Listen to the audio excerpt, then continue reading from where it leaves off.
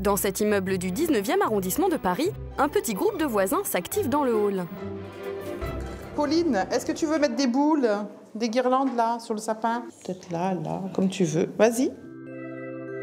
Il y a Laurence, Graziella, Anna et la petite Pauline. Et pour elles, décorer le sapin de Noël de leur immeuble, ce n'est pas seulement poser des guirlandes. On prépare l'entrée de l'immeuble pour que tous les voisins voient l'aspect festif de la fin de l'année. Je trouve ça une super idée parce que du coup, il y a plus d'union entre les voisins, chacun met un petit mot, donc c'est des encouragements pour l'année, on en a tous besoin. À l'origine de cet élan de solidarité, il y a Laurence. Cela fait déjà 10 ans qu'elle organise la fête des voisins dans l'immeuble. Il y a beaucoup de gens ici qu'on connaissait de vue. Donc automatiquement, depuis qu'on fait la fête des voisins, ça a permis de nous connaître. Ça permet aussi de communiquer, ce qui est très important, ne pas te rester seul dans son coin. Laurence a décidé d'offrir à ses 38 voisins une belle fête pour Noël. En effet, cette année encore, près de 4 millions de Français vont être seuls le soir du réveillon. Heureusement, plus que jamais, en ville comme à la campagne, la solidarité entre voisins bat son plein. Pour offrir un Noël inoubliable à tous les habitants de son immeuble, Laurence a ainsi décidé de se faire aider. Je suis une habitante du 19e arrondissement et je viendrai chercher un kit pour Noël, s'il vous plaît. Vous voulez le faire dans votre immeuble? Voilà, tout à fait. On va faire déjà des dessins et on va faire des gâteaux. Des gâteaux qu'on va offrir aux personnes âgées de l'immeuble. Voilà. D'accord. Ça c'est une super idée. Hein. Athanas Périfan est à l'origine du concept de la fête des voisins. Depuis, il multiplie les initiatives pour favoriser au quotidien la solidarité de proximité. Pour Noël, il a même créé un kit pratique. Vous avez en fait une affiche à mettre dans le hall de l'immeuble. L'idée, c'est vraiment de pouvoir donner aux habitants l'envie de participer. Votre fille peut faire un petit dessin pour la mamie âgée qui est en face. Moi, je fais ça dans mon immeuble. On fait tous un petit cadeau à 2 €. Voilà, pour pas que ça soit trop cher et que ce soit un problème financier. D'autres peuvent inviter à réveillonner, d'autres vont partager la galette. Voilà, en fait, après, chacun fera ce qu'il a envie de faire. Ce qui est important, en fait, c'est qu'on remette un peu d'humain et qu'on dise on pense à vous, quoi, ce jour-là. À Noël, mettre en place des actions d'entraide prend tout son sens. Mais pour Athanas, la solidarité se doit être toute l'année.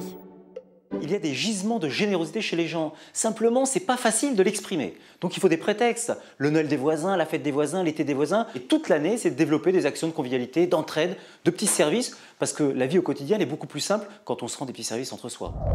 Laurence souhaite organiser chez elle un dîner pour ses voisins 2 jours avant Noël. Suivant les conseils d'Athanas, elle se lance donc dans une campagne de publicité acharnée pour réunir le maximum d'habitants. Puis elle se rend au 3e étage de l'immeuble. C'est là que Chantal et ses filles préparent la déco de la fête. Je vais voir les enfants, voir qu'est-ce qu'elles ont fait de beau. Vous avez bien avancé? Waouh, qu'est-ce que c'est joli! C'était le temps. Il y en a un tout petit, tout petit, tout petit. On le voit de loin, c'est normal. Ah d'accord. Pauline et Léa sont en pleine séance de peinture. Mais les 2 fillettes ne sont pas uniquement artistes peintres. Qui c'est qui remue? Ah non, parce qu'il y en a une qui remue et l'autre qui va mettre le beurre. En plus des dessins, elles ont décidé de confectionner des biscuits de Noël pour les habitants de l'immeuble. On va voir si elle est bonne. Moi, elle est très bonne. Une aubaine pour Laurence. Aujourd'hui, elle parcourt les 7 étages de l'immeuble pour convier ses voisins à sa petite fête. Elle compte bien sur le charme de Pauline pour faire mouche. Premier essai, Annie, 55 ans, 4e étage. C'est toi qui les as fait? Oui, ce matin. Avec ma soeur. Avec ta sœur? Quand j'aurai besoin de petits sablés, je sonnerai chez toi. J'organise une petite fête avant Noël. Est-ce que vous serez des nôtres? Volontiers. D'accord. Déjà une victoire. 2 étages plus haut, le duo sonne chez Colette, 82 ans. Pauline, elle vous a cuisiné des petits gâteaux ce matin. Merci ma chérie. Nous passons parce que nous allons organiser une petite fête pour Noël. Vous serez des nôtres?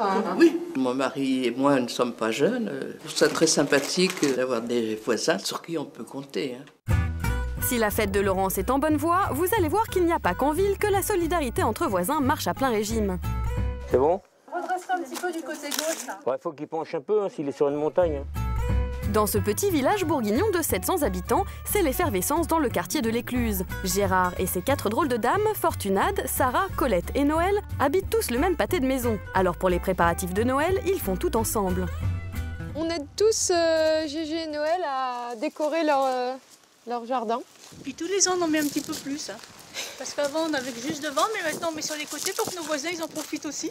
Bon, bah là, c'est fini, non? On va boire un café à la maison? Parce que j'ai froid, alors on va se réchauffer. Cette année, ils ont prévu de festoyer tous ensemble quelques jours avant le réveillon. Entraînés par l'enthousiasme de Fortunade, ils ont commencé à s'échanger de menus services il y a 3 ans. Depuis, ils sont devenus amis. Le principe, c'est de se retrouver autour d'un verre ou de petits gâteaux et de discuter. Et ça devient plus simple après de dire j'aurais besoin d'un tel outil, ah bah moi je l'ai, bah, je vais te le prêter. Après, chacun suivant les capacités. Gégé, c'est le bricoleur. Noël, c'est tout ce qui peut être rendre service. Donc c'est des petits gestes comme ça. Et à l'approche de Noël, pour les anciens parfois éloignés de leurs proches, comme Colette, 73 ans, cette famille de substitution est une bénédiction.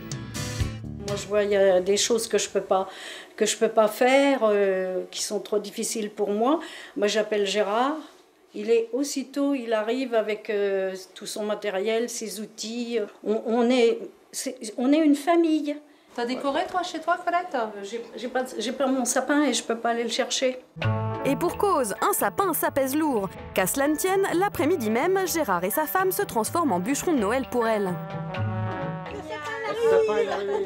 Tous les deux, oh, c'est super. Et la solidarité de notre petite équipe est en train de gagner tout le village, à commencer par Rodolphe, le boulanger. Alors tu voulais voir pour la bûche. Pour la bûche. Donc je t'ai préparé une génoise et puis on va faire la clameur ensemble. Cette année, il a invité ces dames dans son fournil. Il va leur divulguer quelques-unes de ses astuces pour réussir une bûche parfaite. Ton sucre, il fait des grosses bulles. Et quand le sucre fait des grosses bulles comme ça, c'est qu'il est à température. Et après, on peut tout de suite mettre le beurre ou... Non, on attend un peu que ça refroidisse, de façon à ce que ça commence à cuire les œufs. Comme ça évite les problèmes bactériologiques. Les trois cuisinières en herbe se relaient à tour de rôle aux manettes, tout en laissant le soin de la déco finale aux professionnels. Dire les choses et puis montrer comment on fait, ça fait déjà une petite animation, bon, c'est un peu ludique. Non, mais là, il faut la goûter. Bah, tu hein? Ah oui, avec plaisir. Voilà. Ça, c'est un délice. Hein. On se laisse tenter. Hein. Ouais. Bûche, sapin, illumination. Pour la bande de voisins, le réveillon s'annonce très joyeux. Alors comme Fortunade et Laurence, à Noël, ne réfrénez pas vos élans de solidarité. Ce pourrait bien être le plus beau cadeau que vous offrirez.